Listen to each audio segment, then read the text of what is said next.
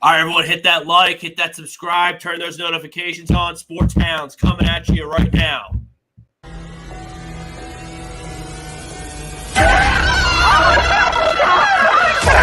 Let's go!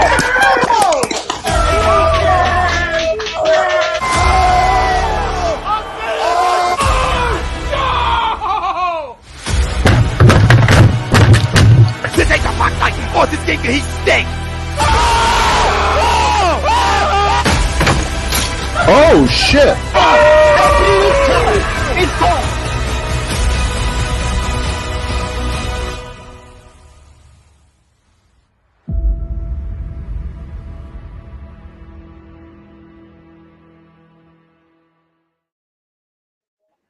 All right, everyone, happy Monday night. This is the Sports Hounds live exclusively on A2DRadio.com. Streaming live on Facebook, YouTube, Twitter, Twitch, Periscope, and Instagram. If you miss anything here throughout the week on A2D Radio, download us wherever you get your favorite podcast, Spreaker, Spotify, Google Play, iHeartRadio. Hit that like, hit that subscribe, turn those notifications on. Don't miss a damn thing. We got a hockey show lined up for you. We're going to be live reacting.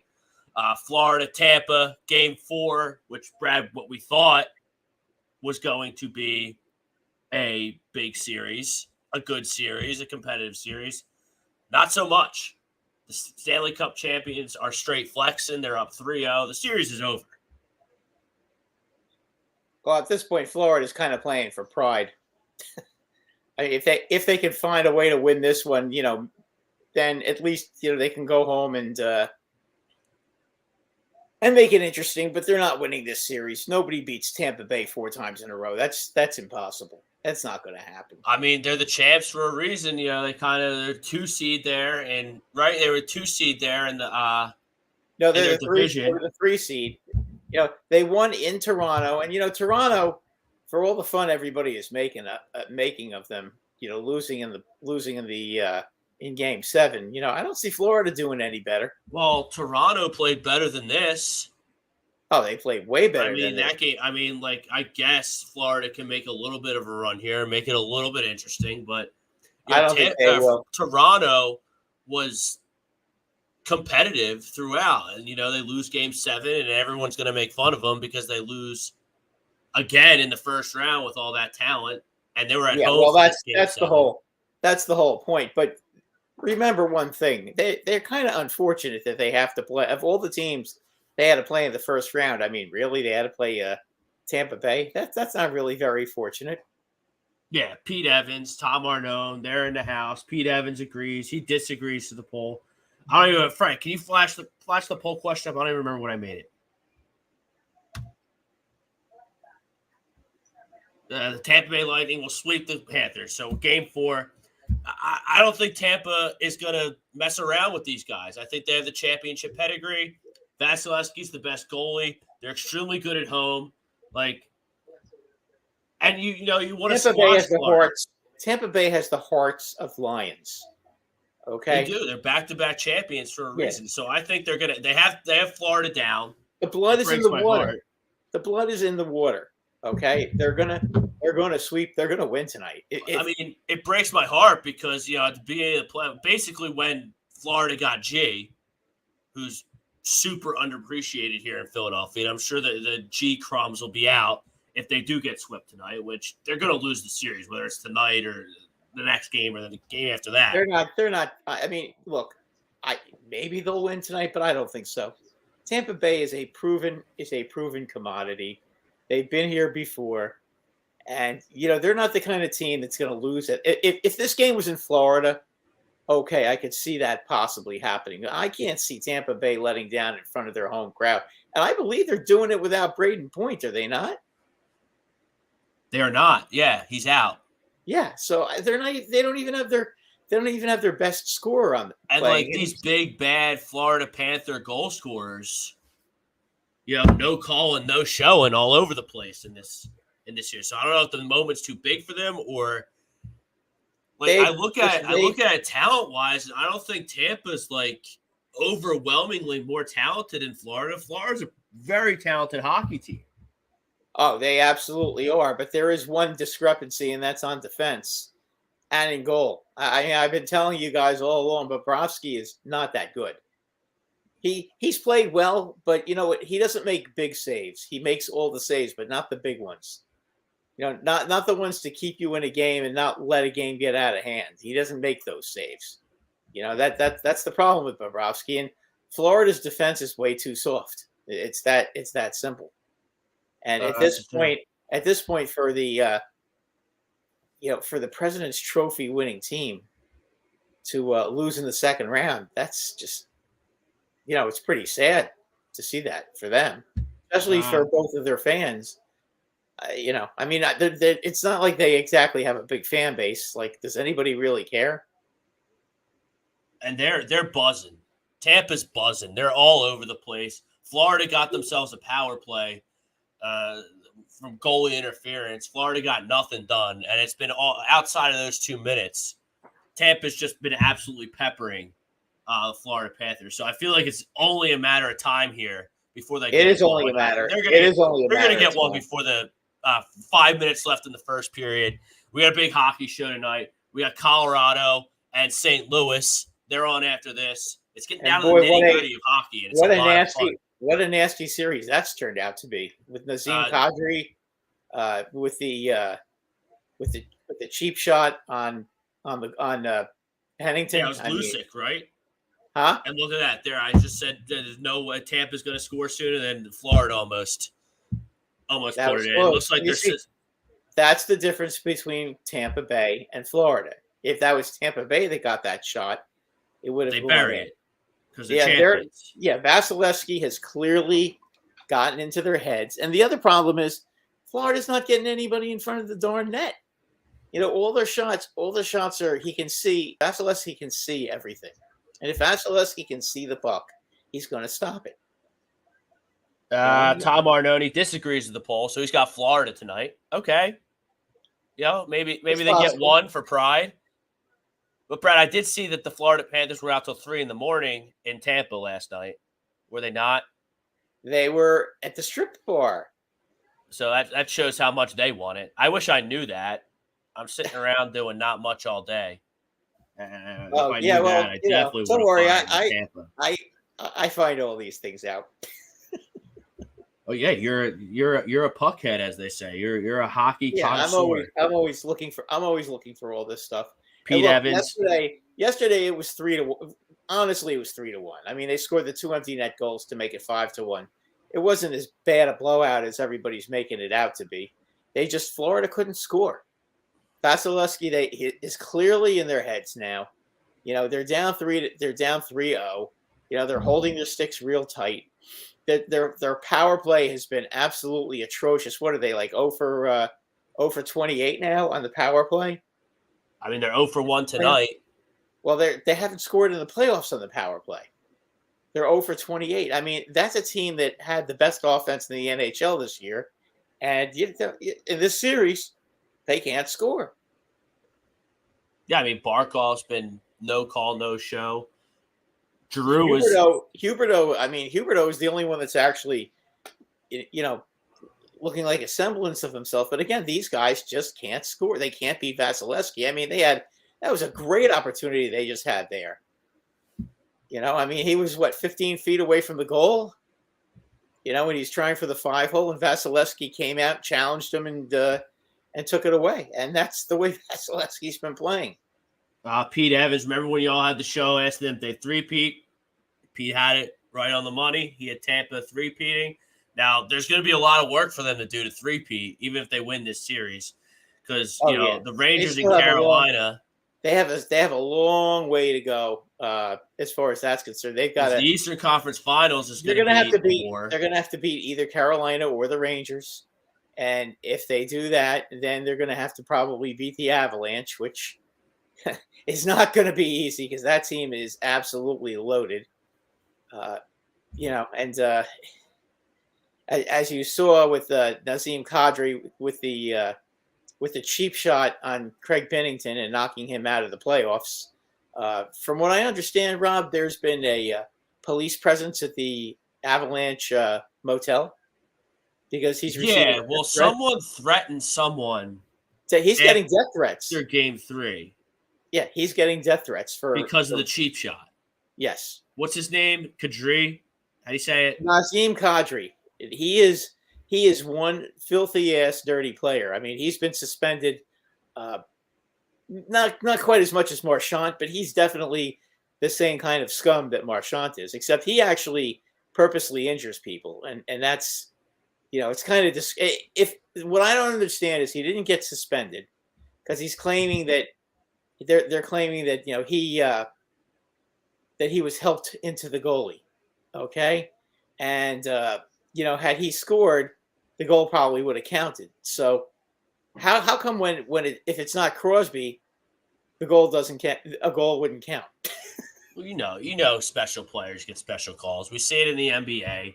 There's different strike zones for superstars in the MLB. Kadri should be suspended. So now the St. Louis fans can see how the Ranger fans feel about that incompetent idiot George Parros in the hockey office, who's the disciplinarian that lets all these guys get away with this crap. There's Travis McCure. Kucherov's been absolutely money this series. Stamkos has been great as the captain as well. Yeah, and this is why they're champions. Kucherov, Stamkos, Vasilevsky. Their very best are at their very best. Victor Hedman is one of the top 5 defensemen in the NHL. I mean, they've got everything. They're not really, the only thing they don't have, they're not really the toughest team in the league, but they can grind it out. They went and they lost Barclay Goodrow, which was a big loss for them in free agency, but they still were able to bring in Corey Perry, so that was a nice move. And Corey Perry has been a significant value player in the playoffs. I mean, playing on the third and fourth line, and the guy scores, and he's still tough as nails, and and he still has an intimidating presence on the ice. So you got to give him a lot of credit for what's going on. This Tampa Bay team is just they've got a lot. They've got the star power, and they now have the winning pedigree. Don't forget Sports Hounds each and every week, brought to you by Aria Public Adjusting, 813-564-3364. Tell them A2D Radio sent you. Don't fight your homeowners insurance alone. Get the best on your side with Aria Public Health, or Aria Public Adjusting. Excuse me. And you can also become an A2D member. We have tons of giveaways, gambling picks. There's the link right there. It's $9.99 a month. You get 20% off at all campus. Where both the ramp booth with me and John Coyle on Sunday morning and this program here for the duration of the summer are going to be live on the Ocean City Boardwalk. We'd love to see everyone out there to come get involved with the great shows we do down there on the Ocean City Boardwalk. So you get 20% off, you get gambling picks, and you get a bunch of free shit if you're an A2D member. $9.99 a month. There it is right there. Getting back to some comments here. Chucks is in the house. Povia is in the house. Povia's got the W. Florida getting the W tonight. So we'll have a gentleman's suite maybe in the next game, over in 5. Travis McKeever's in the house. Vasilevsky, Rob Povia. I mean, he's the best goalie. He's absolutely the best goalie. And, although he is not going to win the he's not going to win the Vezina, though. Okay, but I mean, if you had to Igor is going to win the Vezina. I'll tell you what, I would love to see the Rangers in Tampa Bay, just so we can see. The whole world can see. Your Rangers got to stop giving away hockey games. Yes, they do. Because I watched pretty much the whole damn game of Game 1, and they gave it away. They stopped being aggressive. Yeah, well, they did, but then they had Capo Caco had a wide open net and he missed it. And those are things you can't, especially on the road, you can't do that. I'm sure playoff games, to win a playoff game on the road, when you get opportunities like that, you have to score. It's really hard in the NHL to win road games, as you know. And Carolina is a stunning example of how hard it is to win on the road. Look at their home record in the playoffs and look at their road record. They've lost every game they've played on the road this season, and they've won every game they played at home. And there's a reason for that, because when they're home, they're able to put their checking line, which is led by Jordan Stoll, and they put them out there against the other team's top line, and they can basically do it because they get the last change at home.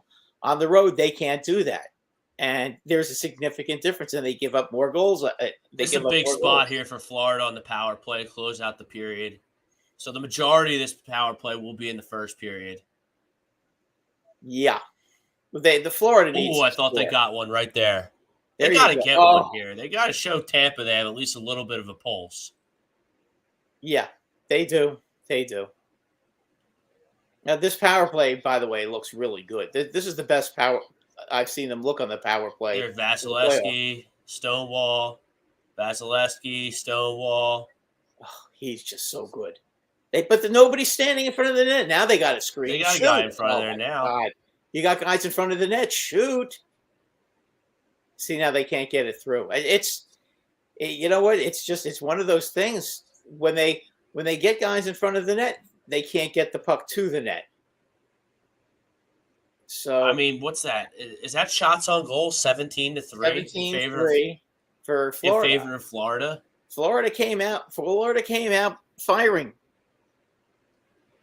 But I feel like that's a really misleading. I mean, 3 shots from the Lightning. I mean, that's staggering. You got to have more than 3 shots in 20 minutes. Yeah, but that's not good at all. They don't count shot attempts. They can't.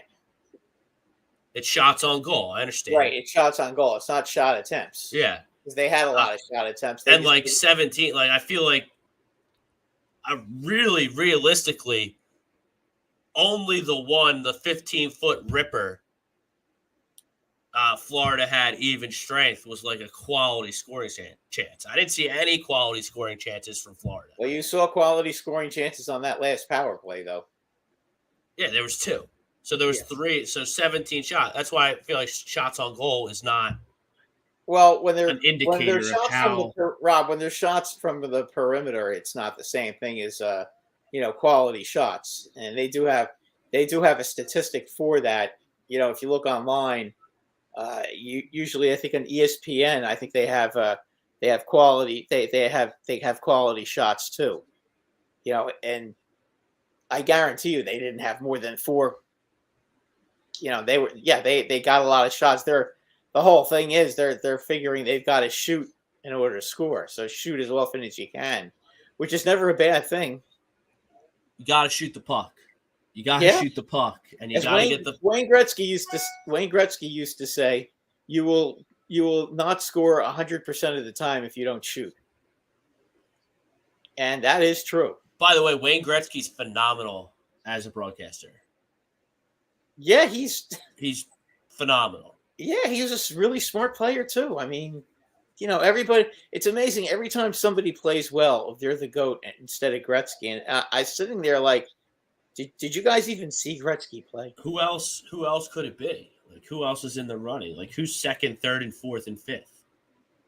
Well, it sure as hell isn't. There's nobody close to first.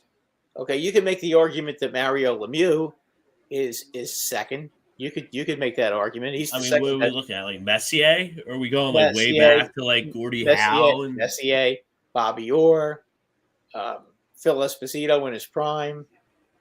There's you can go back to the old Canadian teams too, and then Guy Lafleur, who was more recent. I mean, you can go on and on with some of the great players that have been out there, but Wayne Gretzky has more assists than anybody has points.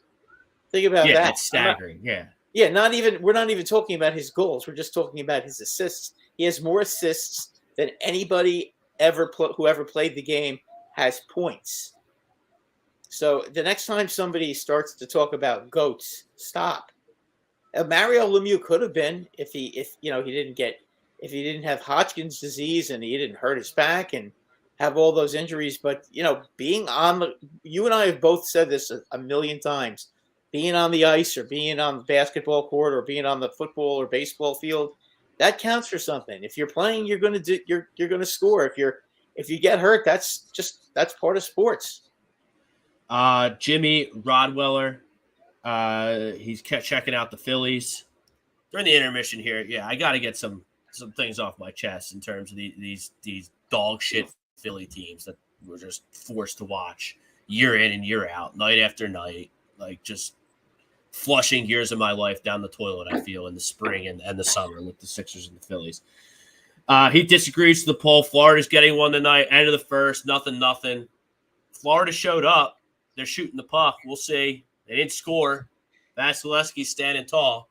We'll see. I still think the Lightning get the sweep going. Yeah, I think it's gonna be a sweep. 3-0. I mean, yeah, of course they should be coming out with all with the batten down the hatches approach. They have nothing to lose anymore. Now everybody expects them to lose, so they really should be going out there free and easy and going out there and just trying to have fun and see if they can win a game and play it a game at a time. Yeah. Hey, listen, anything could happen, Rob. Look at the Rangers. They were down 3-1 against Pittsburgh. Okay, and not too many people gave them a chance after they got destroyed in Pittsburgh in Game 4.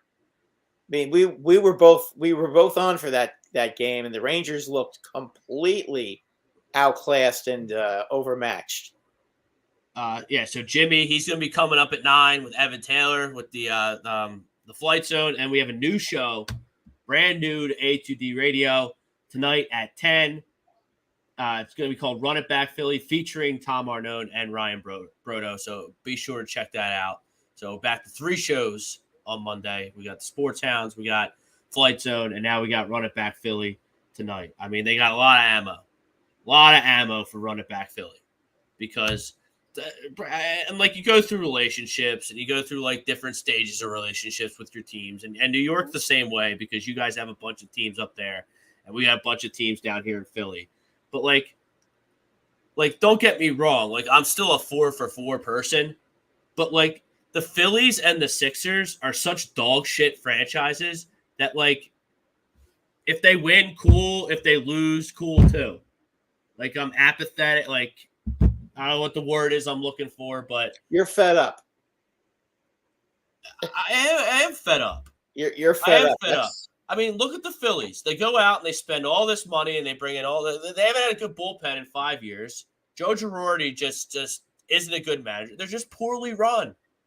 Phillies have been in business for 150 years. They got to know what they had to show for it. Know what the biggest claim to fame is? 10,000 losses. Cool. Let me tell you something. If the Brinkman family ran the Phillies for the next 150 years, I guarantee you we wouldn't have 10,000 losses, and B, would have more than 2 freaking championship banners to show for it. They're rotten from the top down, and the Sixers are the same way. Joshua Harris is a loser. Daryl Morey's a loser. Doc Rivers is a loser. All right? So now I'm reading stuff online that the Lakers want Doc Rivers to be their coach. Can we work out a trade or something? Can I just drive? I'll drive Doc Rivers the whole way there. The whole way there. From Philly to L.A., door to door. You want the Lakers. I mean, I'm talking about the Sixers being a disaster of a franchise. I mean, look at the Lakers. You have LeBron James and Anthony Davis, and you're not in the top 10 of a weak West? And you think Doc Rivers is going to fix that? Are you kidding me? Doc Rivers stinks. And then you have Joel Embiid, who's a great player, but he's never there for this basketball team when they need him the most. Beyond over it. James Harden's a mutt. I'm beyond over it. Tobias Harris isn't a $180 million player. I'm beyond over it. And like I'm just beyond, like I can't with them anymore. I can't let them eat up my emotions like I've been letting them eat up my emotions anymore. Well, there's one thing they have to understand, okay? They keep saying Tyrese Maxey is untouchable. Well, you want a top player. You want a legitimate NBA star to come to your team. Don't you think you have to give up something to get something? You're not going to get somebody good for like even if you wanted Lillard, okay? You don't think you're going to get Lillard without giving up something, right? How is that going to work with Lillard and Harden? It's not going to work at all. Well, Harden could go back to being a shooting guard again. James Harden can go kick rocks. He can go kick rocks. He's the same thing as Ben Simmons without the defense. And he's obviously a step above Ben Simmons because he actually plays in basketball games. But James Harden's a mutt. Let me ask you this. If James Harden wasn't a winner, wasn't a killer when he was 23. Wasn't a closer, wasn't a killer when he was 25. Wasn't a closer, wasn't a killer when he was 28. What makes you think that he's going to come to Philly at 33 when he's clearly lost a step and not in his prime and become a winner and become a killer? He's not. He's not. And guess what? The Sixers are back in purgatory. They're back in playoff purgatory where they're good enough to maybe win a round, maybe 2 rounds, but aren't anywhere close to winning a championship. Isn't that why we started the process in the first place? Because we had a core that was stale and in purgatory and you weren't going to win a championship with them? So we let Scam Hinkie, the biggest loser of all time, hijack our franchise for almost a decade and lose game after game on purpose so we could maybe be contenders? And now we're not contenders? Are you kidding me? I'm beyond over it. I'm beyond over the Sixers. They're not contenders. That's a little strong. I don't know that they're not contenders, but they're they're kind of at a crossroads right now. They've got to do something. Boston and Miami are everything I want the Sixers to be. They're well run. They're well coached. They build their teams around guards, which, that's what you do to win in today's NBA. Center, you don't build around centers in today's NBA. And Joe's great. Really good player. Should have won MVP. But you know what centers do, Brad? They get banged up and hurt, and they got short careers. That's what happens. Djokovic doesn't seem to have he's a freak. Doesn't seem to have that problem, though. He never seems to get hurt. He's a freak. Joe's a freak in his own right, but he's not durable, and he's fragile, and he's never there for the Sixers when the Sixers need him most. He also is not the passer that Djokovic is. That seems to be the consensus. He's gotten a lot better. I'm not saying he's bad. I'm just saying he's not the passer. Yeah, and Jokic is a freak, but Jokic's a freak and doesn't miss any games unless he gets suspended for hitting Marquise Morris in the back of the head with an elbow. But he's not as talented as Joe. He's just not. No, he's not. I agree with you. So, we're back to square one with the Sixers. And, I'm just waiting to get the alert that Bryce Harper is going to be shut down. He's Tommy John surgery. As long as he can hit, what's the difference? And look, I'm just over it with the and the Flyers. They stink. They're not even good enough to register on my radar. So that's where I'm at. That's my rant for the night on the Phillies, the loser Phillies, and the loser Sixers. They're both poorly run. They're both poorly managed and coached. They both have players who don't meet expectations, and they both stink. Sounds like the Giants and the Knicks. So you see, you know. I know. Don 19's in the house. Checking in from Detroit. The Warriors and the Lightning are teams you should never bet against. Championship DNA in their blood. I agree with that. Look, no one lives forever, though. And I thought that it was going to be Florida's turn, G's turn to get his cup this year, but doesn't look like that's going to be the case. Second period, getting ready to drop the puck here in the second period. Just a few minutes here. I feel better now that I got that off my chest with the Sixers and the Phillies. Well, it's Phillies. They're in Atlanta for 4. That should go well. Well, the Yankees are home for Baltimore for 4, and right now Garrett Cole just got hammered for 4 runs in the third inning. Good. I hope it was Trey Mancini. Trey Mancini was a significant person in this rally. He got a lot of my fantasy teams. Yeah, he's on mine too. Phillies are nothing in the top second. Top 2, they have bases loaded, 1 out, so they're going to get 0 runs out of that, I'm sure. Oh boy. Don. At least I have the Eagles, and I said this on the rant yesterday. The Eagles are the only team that I'll ever allow close enough ever again to my feelings to actually hurt them. Phillies, Flyers, Sixers, I'm indifferent. They can't hurt my feelings. I'll be happy for them if they win, but I'm not. Well, I haven't reached that point with the Giants yet. Because keep in mind, the Giants have given us 4 championships in the last 30 years. Oh, you mean you've been in? How long have the Giants been a franchise? Like 50 years, 60 years? Yeah, they've won. They've won won 8 championships, 4 Super Bowls, and 4 NFC championships. Wow, So I mean, 8 championships. Huh? The Eagles have 1. The Eagles have 2. 3. Did they win besides 1960 and 2017? What else? 49. Okay, 49. You got me there. But yes, I do have the Eagles. I do think the Eagles are going to have a good football team this year. I don't think everybody's saying they're a top 10 team now. So you think they're a top 10 team? They could be. I'm just wondering if the quarterback is going to be good enough. I think they're a playoff team in the NFC, which isn't very good. The NFC is by far the inferior conference. That's all. Our division May 23rd.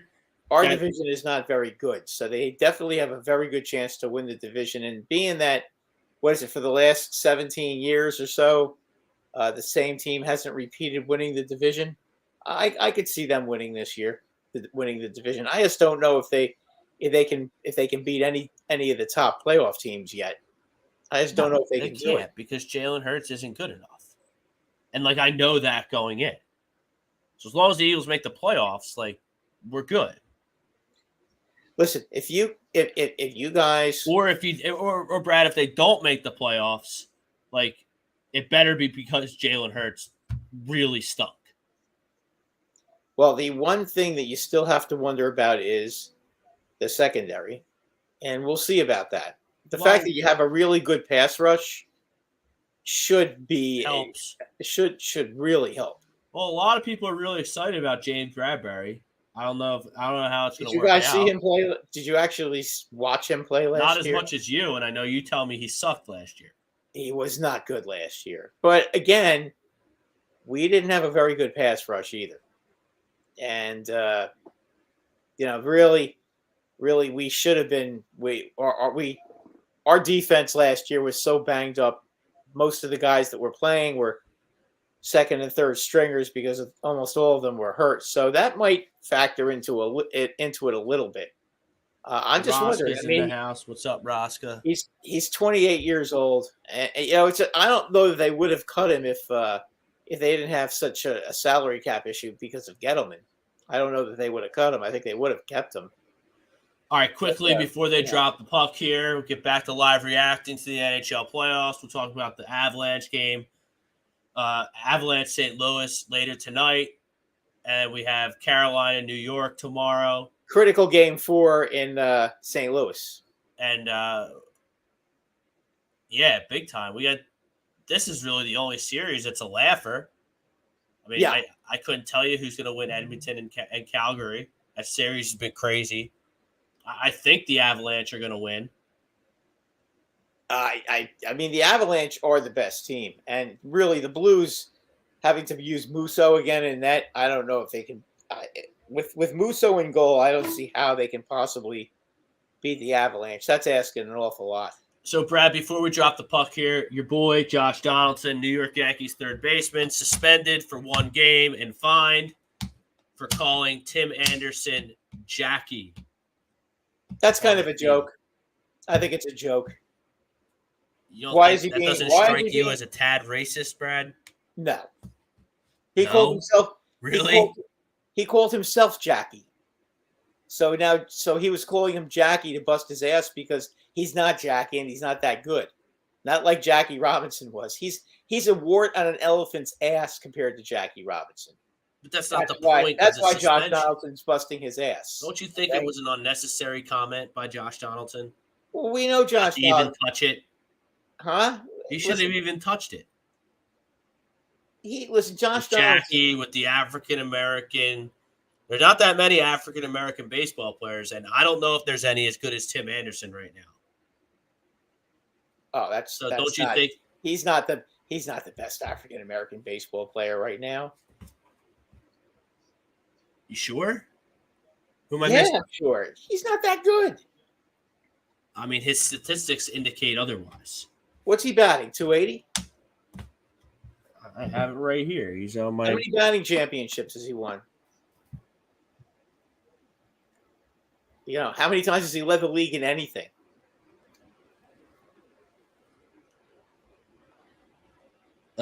T.A. Tim Anderson. No, I don't want to look at that league. Does he steal a lot of bases? Yes. Well, does he steal 40 to 50 bases a year like Jackie Robinson did? I'm not comparing him to Jackie Robinson. Oh, okay. Well, that's not but he's the one. But he's the one that brought it up. The point of the comment is Josh Donaldson stepped out of pocket a little bit with some racial undertones, and you know that for a fact. I know it was. Let me ask you a question, Rob. If somebody called me Sandy Koufax because I was making a joke that I was pitching and somebody called me Sandy Koufax, think I get all? Do you think that I would get all? All offended? And if they start calling me Sandy, huh? I don't think you would, but I think there's Jewish. I think that there are certain players and certain people that take this stuff way too seriously and cry about everything. And Tim Anderson is a tool. Let's be honest. And he's always starting crap. He's a dirty player, just like his buddy Ozzie Guillen, who used to play for the White Sox and was a dirty player. Ozzie Guillen as a manager. He was also a very dirty player, Rob. I know. I loved him. If I could pick one player to just pluck from the league, you see, what would have been great is if Ozzie Guillen would have played like when guys like Thurman Munson and Greg Nettles were in the American League, when they slid into second base and raised their spikes when somebody was a jerk. Guillen would never have done the crap that he used to do. I mean, Tim Anderson's hitting 359 on the year with 5 home runs, 18 RBIs, 7 stolen bases. That's not anywhere near league leaders in any department except 359. Well, right now 359. It's in May. What's his lifetime batting average? Is it over 300? Is he a Hall of Famer? He hit 309 last year. Okay. He's a relatively young player.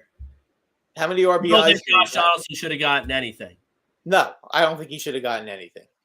I think the whole thing is ridiculous. And then he got COVID. You can't make any jokes to anybody. No, okay? I don't know what these stand-up I don't know what the future of stand-up comedy is going to be like, or the future of sitcoms is going to be like. I mean, it was pretty bleak because you're absolutely right. You can't tell jokes. He was pissing off Tim Anderson because he doesn't like Tim Anderson. They don't like each other.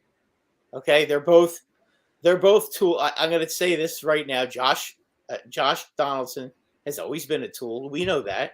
I remember when he was with the Blue Jays, how he used to want the Yankees every time he hit him and Batista, right? Yeah. They were scumbags. Yeah, they were, and I'm not going to deny that Josh Donaldson isn't like that. He's a big scumbag too. But Tim Anderson, I've seen him play in all 7 games this year. Okay, and he's an asshole. He's always got something to say. He's always crying when somebody calls a strike on him. He's always whining about the pitchers doing this and the pitchers doing that, and talking shit on the base paths. He's always doing shit like that. That's why Josh Donaldson was talking shit at him, and that's why last week that he pushed him off the base on third base to get in his head, because that's what Josh Donaldson does. And that's why the Yankees got him, to be honest with you, because the Yankees are, are way too professional, and they're not. You need a scumbag. Whether it's football, baseball, basketball, hockey, you need a little bit of a scumbag. Yeah, you need to your squad. Yeah, you need to get some swagger on your team, and with him they have swagger. He's an obnoxious asshole, but you know what? If he gets along with the players in the clubhouse, who cares? I love players. Always have, always will. That man, I hate this guy. But if he was on our team, I'd have his jersey, I'd have his poster on my wall, and everything. That's like Brad Marchand, Rob. Okay, as much as If Brad everybody hates Marchand him, were on the Flyers, he'd be my favorite hockey player of all time. exactly. He's the same with me. I mean, I can't stand him, but I can't stand him more because he's on Boston. I mean, that's his biggest crime for me. I don't care about all the suspensions. He plays for Boston, so naturally, I'm not going to like him. But that's just the way it is. That's the kind. But those kind of players are the kind of players that every good team needs a guy that pisses people off, that can get in your heads. The Yankees have never had that.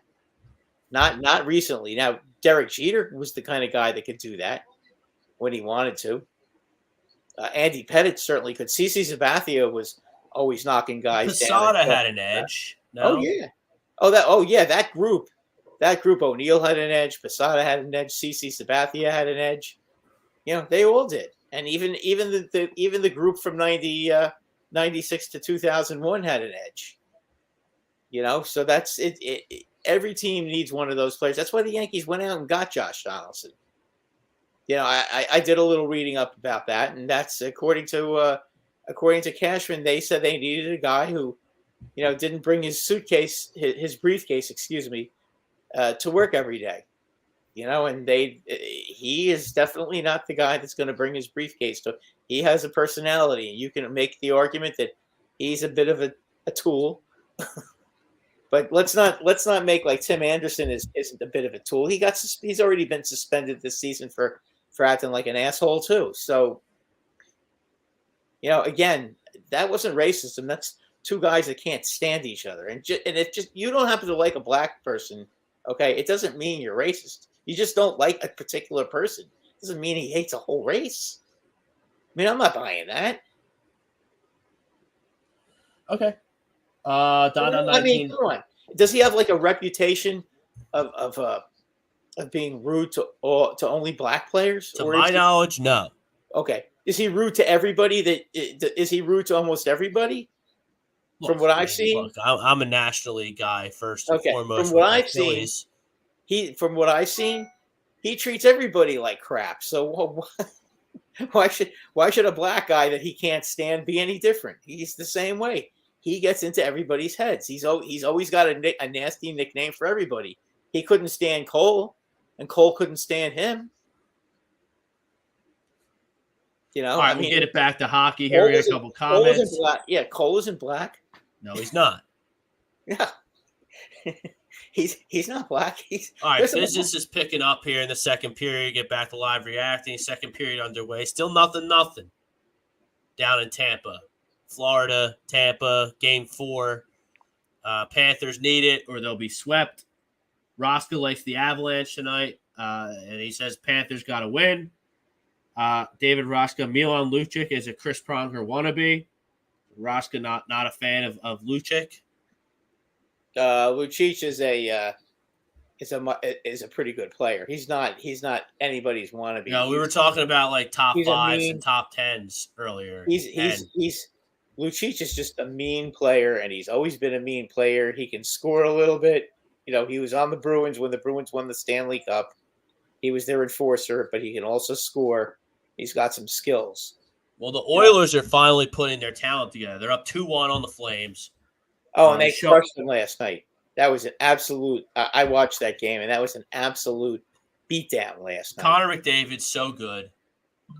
By far the best player in the NHL right now, at least in my opinion. My question I'll tell you one player who loves playing with Connor McDavid and Leon Draisaitl is Evander Kane. boy. Yeah, we talk about Tom Evander Kane. I would do whatever I have to do. I would take any amount of money they offered me as a free agent just to play with those two guys. Oh, it's got to make life so much easier. He'll be scoring 50 goals every year now with those two guys. Big sis Lisa checking us out on YouTube. She loves the TNT coverage of the Stanley Cup playoffs. I mean, you join the club on that one. I love their panel. I love Kevin Weeks. I love Gretzky. Their panel. Wait a minute. TNT's panel. TNT. It depends when Paul Missed the Net is on with with Rick Tocchet, I'm ready to throw a brick at my TV set. So if you're talking about that particular group, they suck. They're the worst. I can't believe they're the two most unprofessional morons I've ever seen on TV.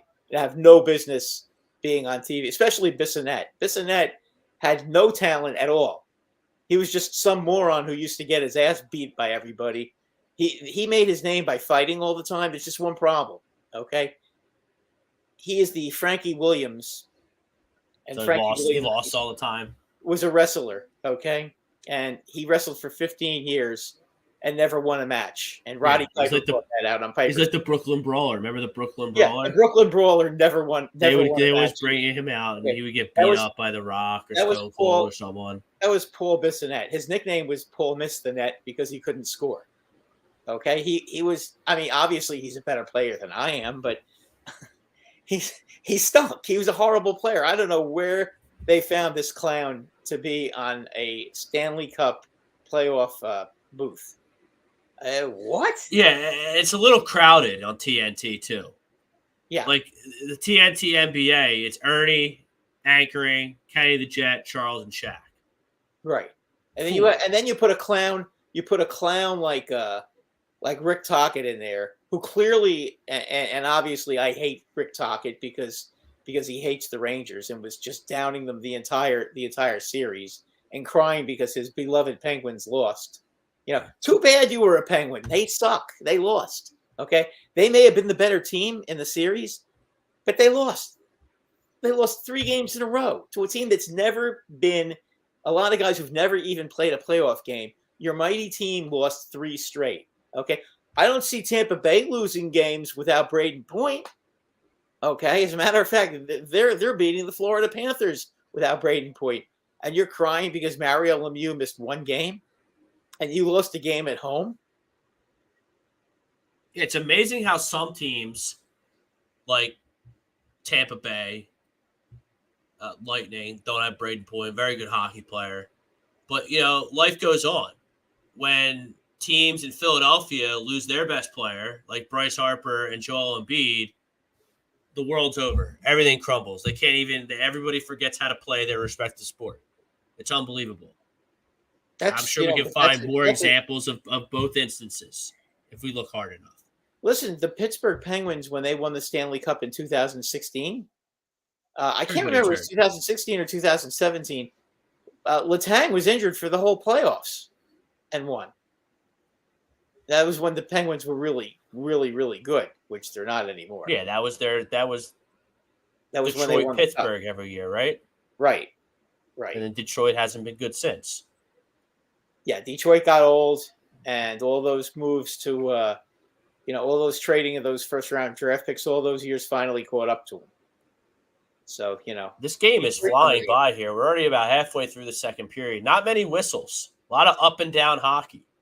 Well, that's how both these teams play, so that's not surprising at all. Yeah, it's fun. I like it. And, you watch these teams, your Rangers are good. They're still in the hunt. They can actually, stack up with these teams. But, I watched the Flyers all season, and then I watched these two teams, and Calgary and Edmonton. That's probably the Western Conference series that I've watched the most, and I've seen a little bit of your Rangers series. Like the Flyers, they're light years away. They're a long light way. years away. They have a long way to go. There you go, 1-0 Tampa. See, look, that's what happens when you get guys in front of the net. Yep, exactly. You fire one, then you get a deflection. You're up 1-0. Yep, and that's what the Panthers don't do. They don't get in front of the net, and when they do get in front of the net, the shots get blocked. And that's a shot. That's a shot from the point, and I don't know if it's deflected or the goalie was screened, but we'll see this on replay. There's the replay of the. Who's that for Steve? Or I don't know who that was, but someone on the Panthers clanked it off the post. Yeah, that's for Hagee, and he clanked one off the crossbar, and then they come down, and then Tampa Bay comes down. And watch all the guys in front. See the guys in the slot that were distracting the goalie. I mean, that's the difference.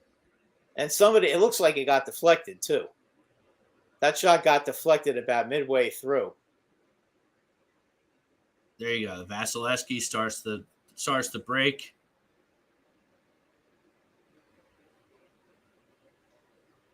Well, and they get it up top. Yeah, they win the battle in the corner. I guess they're not going to show the goal in that replay. Tough without sound to know what they're going to.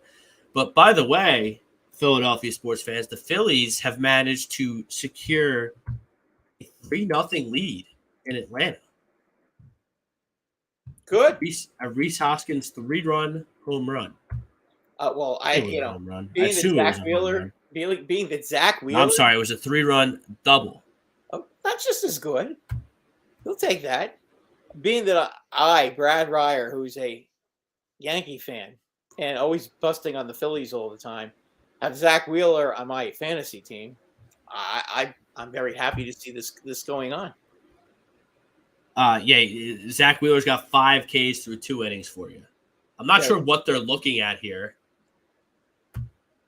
I mean, maybe they're thinking maybe they thought it was offside. A missed game stoppage. I don't even know what that means. I've never seen that before.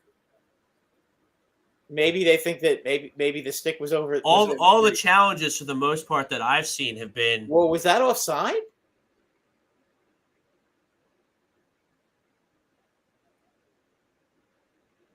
Where? It didn't leave. The puck. They think the puck went over the net. Went over the. Wait a minute.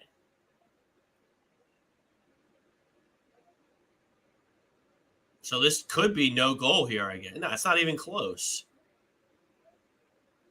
So it's not offsides. No, it's not offside. No, it's not offside. They think that the puck. I think they thought the puck was out of play, but it's not out of play. It landed on the ice.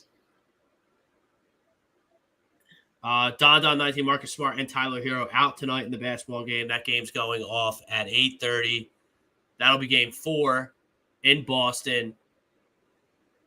Heat lead the series 2-1. So no Hero, no Smart tonight. Jimmy Butler will play. Well, that's the puck key. went out of play. Did the puck go out of? Did the puck go into the bench? Looked like the puck may have gone into the bench. I mean like Big Sis Lisa, Lightning will sweep the Panthers in a runaway. We agree with you on that one. I don't know, but this is taking too long. I wonder. Well, they want to get it right, but I wonder if that puck went into the bench. Is that what the? No, it's nowhere. No, it didn't go in the bench. Come on.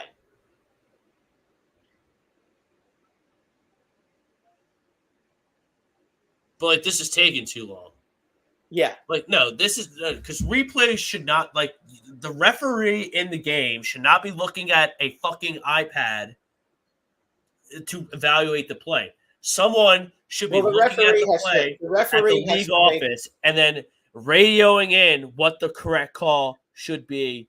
Well, they usually, they did that. It's amazing they did that in the Ranger Penguin game when the Penguins scored a goal, when the puck barely went over the line.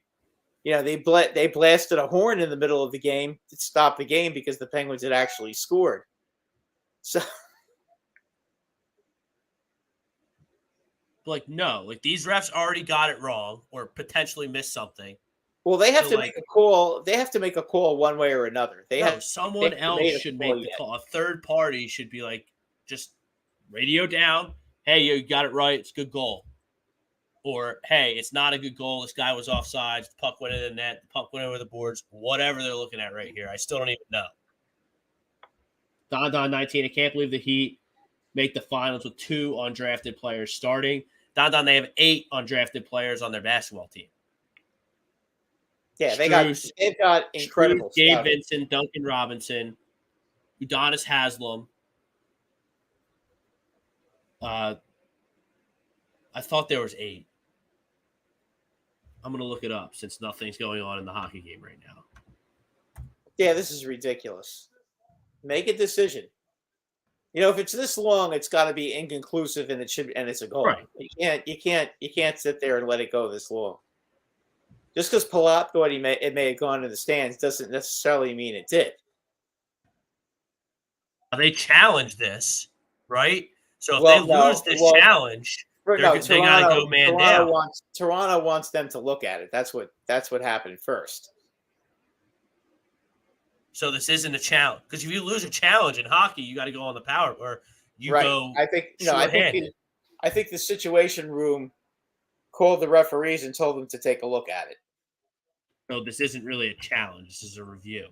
No, this is not a challenge. Now, if they make a call and say no goal, Tampa Bay could challenge it. Or if they rule it a goal. Why would they do that? They just looked at it for a half hour. Well, you could still challenge it. That's stupid. True, but you can't. I'm just saying. They just looked at it for a half hour.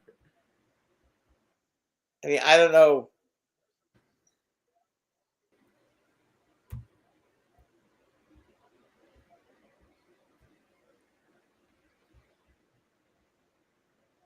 That's from 2020.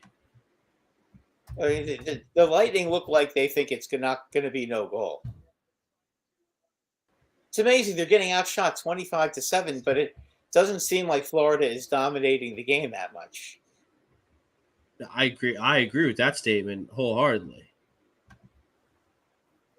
I thought that he had 8 undrafted free agents.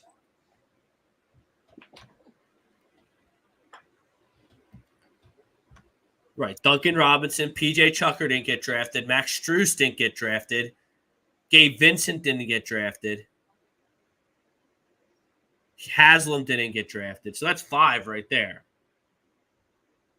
So, and those are all, I just named guys that play big minutes for him. And Don, we talked about it on my little Sixers rant. Like, the Heat are everything I want the Sixers to be. Everything. They're well run from the ownership level. They have a great scouting department and general manager. They have a great coach in Eric Spoelstra. He is and they play great basketball. Yeah, they play team basketball. Sixers have a poor owner. They have a poor GM. They have a poor coach. And their players, the next time their players step up and win something, will be the first. So that's where I'm at. And I don't know. The Heat were Boston was whopping favorites. Yeah, somehow Miami's ahead in that series, aren't they? They are. It's 3-2, right? The Celtics are favored by 6.5 tonight. So something fishy's going on there. Is it 3-2? Is it 3-2 or is it 2-1? It's 2-1. 2-1. Okay. Okay, but Miami did their job. They won a game in Boston to get the home court back. Correct. And Jimmy Butler is in tonight. I'm sure the shows after us will have you covered on that. It looks like we're finally going to get a ruling here. Yeah, boy, I'll tell you what. So it's a no goal. No goal. Why? Puck left the playing surface. I guess they have conclusive evidence that the puck. How do they have conclusive? Look, whatever. Okay, I don't have a dog in this fight, except for I have a futures bet on the Panthers to win the cup, which isn't going to happen because they're not going to win. If they win tonight, they're not going to win the series, so it doesn't matter. The bet's moot. But so it took you a half hour to look at it, and you found something conclusive. If you found something conclusive, it would be. Yeah.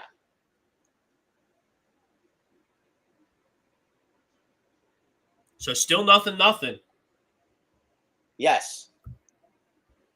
And Cooper is going nuts, which I don't blame him. He's a really good coach, still. Yeah, you know what? He's laughing, but he's seething inside.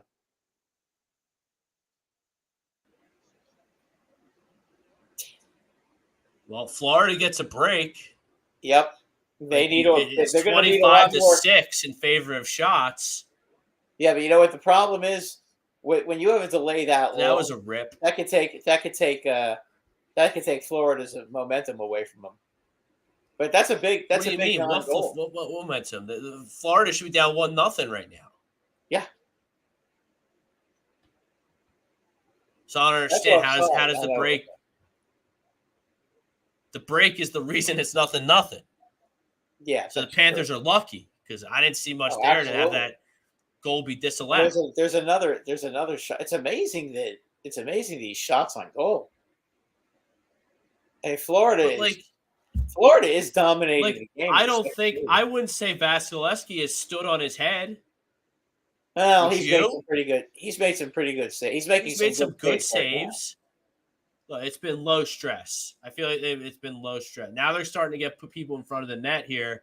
Yeah, look at that. This little flurry These here, little guys are in they're front of the making net, them work a little bit. But whenever they get guys in front of the net, they're not able to get the puck through to the net. They're blocking the shots. That's the problem. I mean, it only takes one, and it's nothing. I agree. So I think what they're going to have to do is maybe purposely shoot the puck wide so it comes off the boards. Here's a breakaway. Big save. Whoa, that was a big save. He must have got a little. Yeah, that's offside. So they'll have to get out of the zone now. There you go.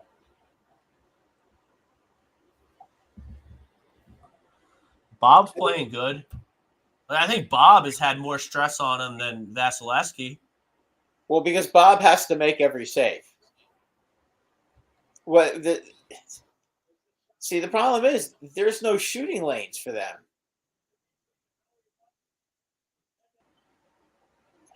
Like, that's a ripper right on the doorstep.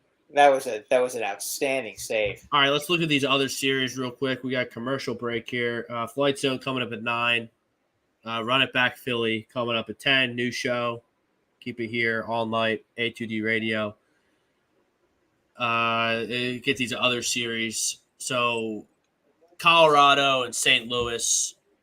Colorado's up 2-1. Obviously, have all the drama with Nazem Kadri running into Kadri.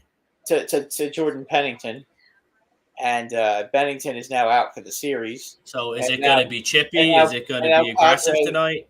I think Musso is going to be the goalie for St. Louis. He's actually started the playoffs against the Stars, and not the Stars. I'm sorry, the Wild, and he wasn't good. And then they put in Bennington, and they won the series, and he was rolling, and the Blues were rolling until that cheap shot. So, we'll see. The Blues are up against it anyway. The Avalanche are a great team, but the Blues are a really good professional team. Remember, before the Tampa Bay Lightning started the Stanley Cup stretch, the last team to win the Stanley Cup other than the Lightning was the Blues, and they've got a lot of very smart, playoff savvy veterans on that team.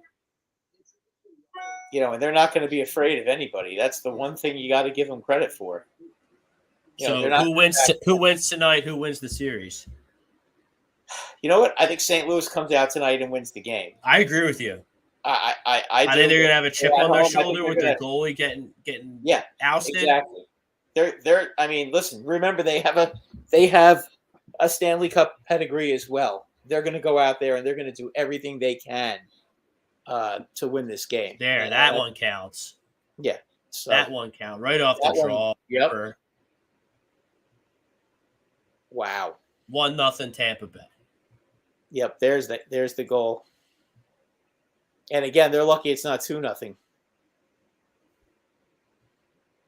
Look, right off the draw, rips it right by Bob. Who is that? 86. That's Kucherov. Yeah, that is Kucherov. He's been on fire, so no surprise there. I mean, you can't let him shoot from there. Well, they won the face-off, and, I mean, that's... What are you supposed to do? Bobrovsky had no chance on that. He doesn't have... We have another challenge? What are we doing here now? I don't know. Was there a bad draw? Was it a bad draw? Did he drop? Did somebody not get their stick down? I mean, maybe there's an issue with maybe somebody didn't put their stick down. Oh, you know what? He didn't put his stick down. Oh no, he won it with his hand. That's a 2-minute penalty on Tampa Bay. That's no goal. So he shuffled it back with his hand. He used his hand. So that's going to be. So they're going to challenge it. They're going to win. Yeah, that's a 2-minute. That's a 2-minute penalty on. That's a 2-minute penalty on Tampa Bay. That goal's not going to count either. They're going to Now, take. are they going to have to challenge this one, or are they going to get? They have to challenge it. I go with the headset. Yep. Oh yeah. Yeah, just when I said no doubt about that one. Yeah, the guy cheated. Yeah, Stamkos cheated, and he knows he cheated. He knows he did. Watch his hand. Watch what he does with his hand. Yeah, he can't do that. You are not allowed to do that. First of all, it's a hand pass anyway. Okay, so that's reason number one. But the other thing is that's a 2-minute penalty. You're not allowed to do that. Well, a hand pass isn't a 2-minute penalty, is it? Huh? Is a hand pass a 2-minute penalty? No, but when you do it off the face-off, it is. If you're using your hand to win the face-off, it is. All right. Well, they're looking at this for another 25 minutes. This shouldn't take that long. This was about as obvious as it gets. So tomorrow, Brad, biggie for your Rangers. 7:00. I'm sure the Hockey Happy Hour will have it covered. We're winning, and we're winning that game tomorrow. It's at the Garden. I have the utmost confidence in the Rangers to win this game. Yesterday they looked like the team that played all season. They looked terrific yesterday. I know that they gave up a lot of shots. I know that, but you know what? Igor Shesterkin looks like he's in top form again. And if he's in top form, the Rangers can beat this team. Yeah, I think the Rangers have outplayed the Hurricanes in the hockey that I've seen. The Rangers have had the lead in over 90% of these games. Okay, but unfortunately, it hasn't ended like that. As I said, Rob, no goal. So we got no goal. Now are they throwing them in the box or no? And all the fans are looking like, huh? They obviously don't know the rules. Stamkos knew it.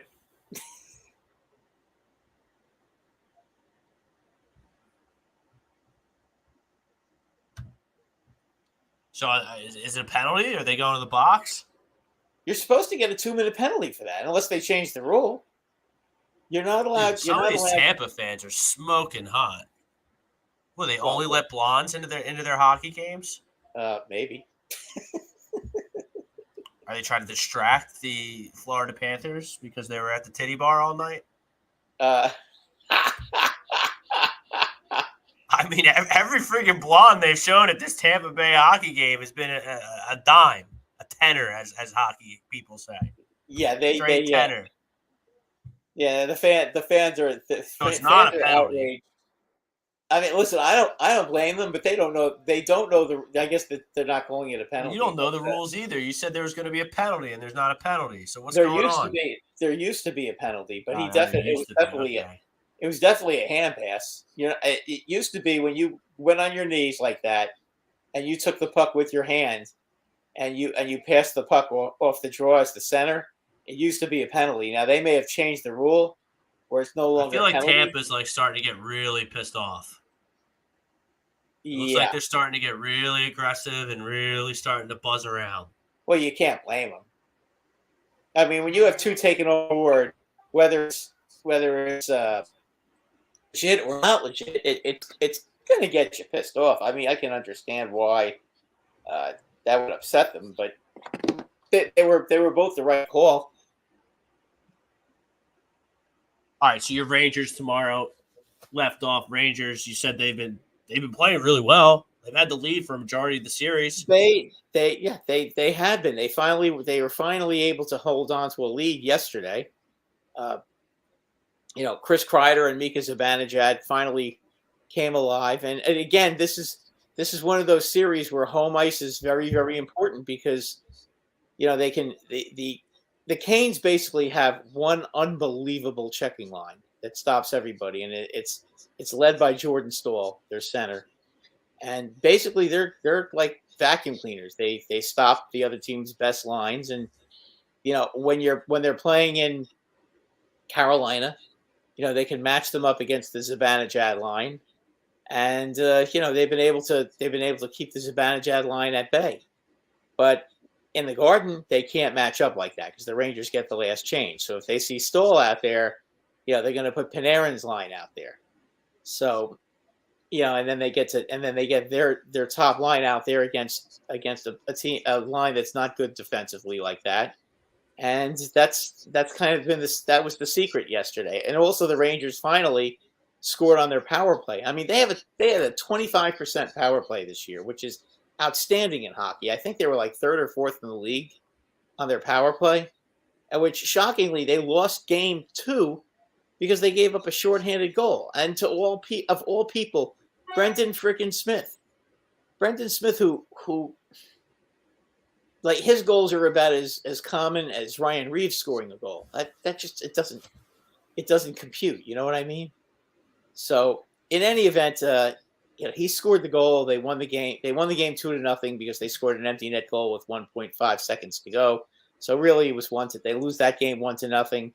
They lose the other game 2-1 in overtime, which they blew. Game 1, they clearly blew that game.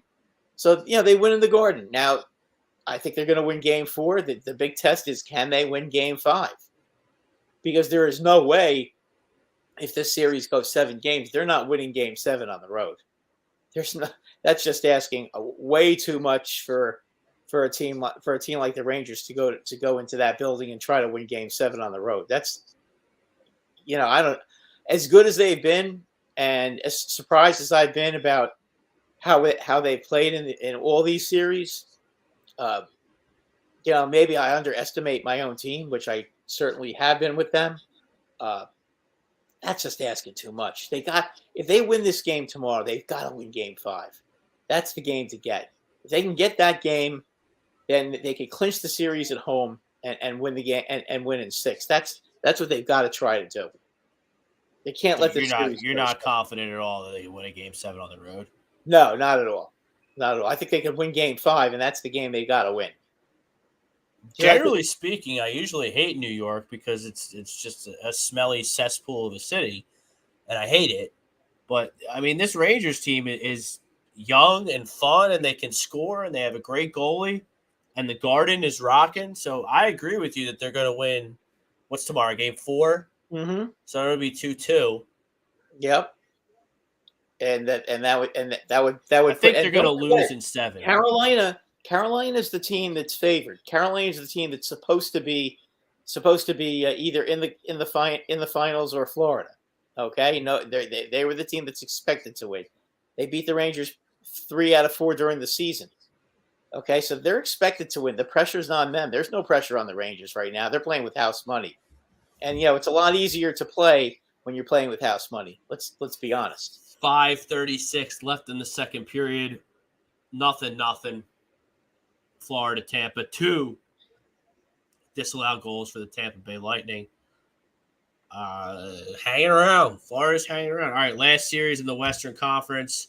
Game 4 will be tomorrow between the Flames and the Oilers, which has just been a lot of fun.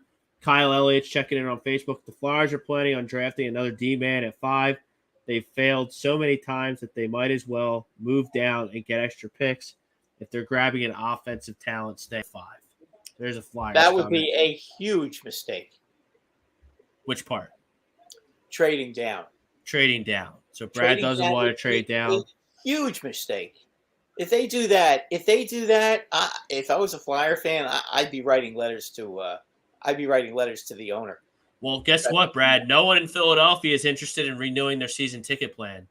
It's the lowest it's been in like 15 years. Yeah, but you can't trade that pick. And the reason why. So that answers Manster 1 on YouTube. After 5, after the 5th player in the draft, it falls off a cliff as far as the prospects go. You know what I'm saying? You've got 5 legitimate guys who everybody thinks are going to be franchise players in this draft. It starts with Shane right at the top, who obviously the Canadians are going to pick, okay? But it goes up to 5, and then after that, it goes down. Basically, the picks go off the cliff. Okay, that's why when they were at the trade deadline, everybody was trading for 2023 draft picks because that draft is a lot deeper. And of course, they have Bedard on top, who they think is going to be the next great one. So if you're going to tank, Rob, next season's the year to tank. If you're the Flyers. Great. Now we'll have another process that completely fails. Don 19. But you'll get a legitimate superstar though. Yeah, because we'll get fucked out of the lottery, or the guy will get hurt. Well, It'll just be a disaster. That could. Jeez.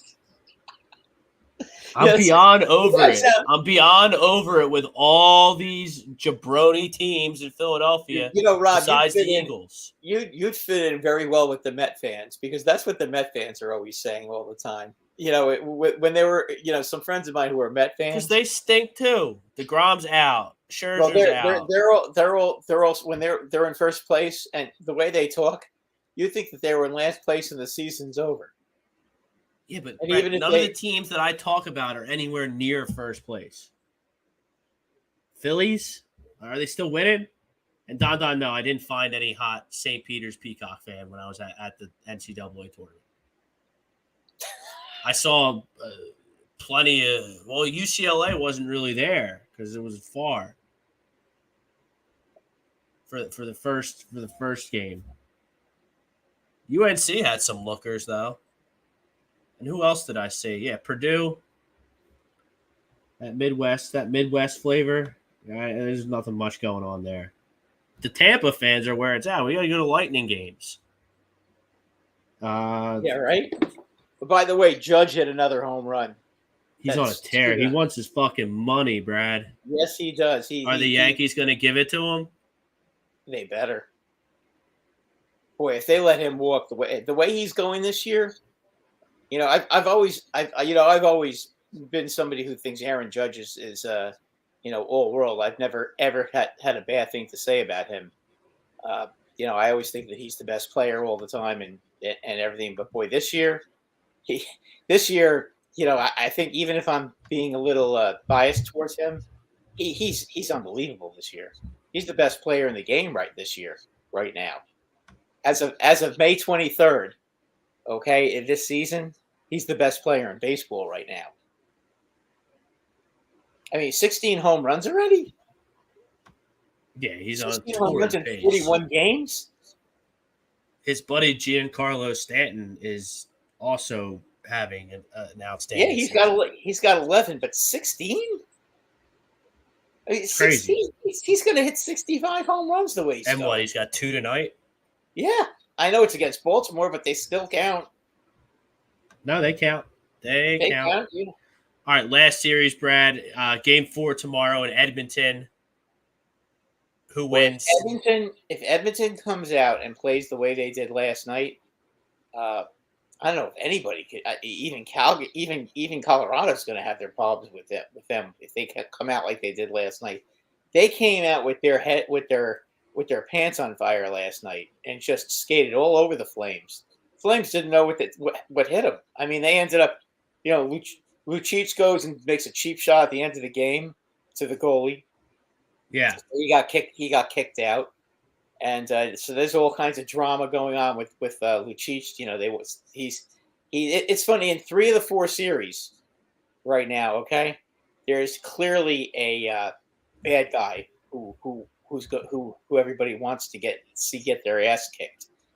Whether it's a Nazem Kadri in the series with St. Louis and the Avalanche, or the Rangers. Did I fail to mention the late cross check by Ty Domi's son Max on Ryan Lindgren after the game was over, and then Ryan Lindgren grabbed him and basically power slammed him onto the ice. And Tony DeAngelo getting into it with Gerard Gallant, which was hilarious. And then I see people complaining that a coach should not be getting into. Why is the coach picking on the player? Why wouldn't the coach go after Brind'Amour? Gallant would beat the crap out of Brind'Amour. Gallant was one of the nastiest, cruelest players to ever play the game. That guy. He scored like 200 lifetime goals. He had 1,600 penalty minutes. He would have killed Brind'Amour. I mean, that could happen because Ryan Reeves has now threatened Domi, and he's threatened Tony DeAngelo that if they try anything or they start opening their mouths, that they're going to have to fight him. So, that's going to be very interesting. You could actually see the beginning of that game. I would love to make sure I don't miss the beginning of that game, because you could have a fight right at the beginning of the game between Reeves and Domi. Because rest assured, if Brindamore's stupid enough to put Domi on the ice to start the game, Gallant will put Reeves out there, and Reeves will have to fight Reeves. He's not going to be able to get around it. So who do you like in Game 4? Rangers are going to kill him. Who about the other one? I like Edmonton. You like Edmonton. So that would be a 3-1 series lead for Edmonton. The way they played last night, I don't trust Mike Smith. Well, I'll tell you what, the last 2 games he's been sensational. And last night he made some when Calgary did have some opportunities, and they did. Mike Smith made all the saves, and boy, oh boy, last night. I mean, you can't say enough about McDavid and Draisaitl and Evander Kane. I mean, Evander Kane had a natural hat trick. He scored the second, third, and fourth goals, and the second and third goals, Rob, I don't know if you saw them or not, but they were the exact same plays. It almost looked like you were watching a replay when he scored the second one of the first one, because they were the same spot on the ice, the same pass, and Kane used the same move, forehand to backhand, all alone in front of the net. So, and I don't know what the heck's going on with Calgary, but Calgary last night was overwhelmed. Here's a chance for Florida. Florida about to get a shorty here. And again, Vasilevsky stopped him on a 2-on-1. I know he's not going to win the Vezina Trophy or whatever it's called for the best goalie. Well, he wasn't the best goalie during the season. That's what that award is. I get it, but he's the best goalie. Oh, he's the best goalie in the world. Kyle Ellett, he filmed Judge in Scranton for the news, and he made it look easy, smashing the ball over the center field wall every other game. It's good insight there from Kyle. Judge is all world. I mean, 16 home runs already. It's Judge is doing it this year. He's hitting home runs in almost every other game. You were in 41 games, 16 home runs. I mean, what's he on pace for? If you figure it out, 160 games, 16 times 4 is what, 64, right? Yeah, right. 64. Yeah, 64. I wouldn't be surprised if he did that. I mean, there's no reason why really he can't. He hits home runs to all fields, and he hits home runs to right field. Well, I think the only reason he doesn't have his monster contract from the Yankees is the slight durability issues that he's had. Right. Here and there. Right. That's it. And if I didn't know better, maybe Cashman may have done him a little favor by offering him a lower contract and making him play for his money. Because now that he's playing for his money, for his next contract. Yeah, but you cost yourself on the back end. I mean, you got a motivated player, so that's going to result into good baseball and wins for the Yankees. But, you might have gotten him for $300 million before in spring training. Now it might cost you $450. Well, here's the question, okay? And you have to figure this out logically. If the Yankees don't sign Judge, okay, will they go out and try to get Soto to replace him? And can Soto actually replace Judge? And I don't know that he can. Well, you're going to have to trade. Yeah. Is Soto's contract up, or do you have to trade? No, he's still got 2 more. He's got, counting this year, he's got 2 years. His contract isn't up till after next year. Okay, well, trading for Juan Soto is going to be extremely, extremely expensive. Oh yeah, it's going to cost you. And then you have to, on top of trading for him, you have to pay him. Exactly. So that I would not. But he's that only. Wouldn't even be an option. I would just re-sign Judge. How old is Soto though? I mean, but you can't have everybody. No.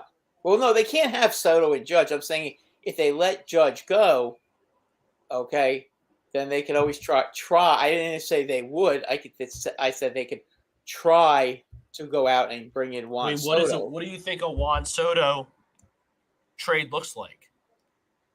They're going to have to trade. They're going to have to trade their top 4 I think they're going to have to trade their top 4 prospects. Is that enough? I don't know if that's enough. I don't know. I mean, that's a good question. I mean, they have their top 4 prospects are supposed to be really good. The Yankees do have a good farm system. Yeah, I mean, if you're getting, they have 2 shortstops. One of them's going to eventually move to second base or third base, and as I said, the 2 shortstops are sensational. And if they trade the Martian, yeah, you know who he is, right? Jason Dominguez. Dominguez, yeah. If you think that he's like 18 years old though, right? He's super far away from the majors now. Right now he is. I mean, but he could get there by the time he's 20. But that's what they're going to have to give up Dominguez for sure, and they're going to have to give up the kid Volpe and Peraza. I mean that's what it's in my opinion. And they're going to have to give up one of their prized pitchers in the minor leagues too, and they got a couple of those too. They've got the prospects to make a trade like that, but they'd just be better off re-signing Judge. I mean, they're making an argument about it that they could go out and get Soto, but why trade all your top prospects when it could be just money? And the Yankees are gonna have a lot of guys coming off the payroll after this season, so why not just re-sign Judge? All right, nothing. Florida, Tampa. After two, we gotta get out of here. Flight Zone's coming up next. New show coming up after Jimmy and Evan. Run It Back Philly tonight, 10 o'clock, debut featuring Tom Arnone and Ryan Brodo. Thank you to Frank Vesby for producing this show. Thank everyone who liked, subscribed, and shared our show. Thank you to our great sponsors. And until next Monday, peace out, everybody.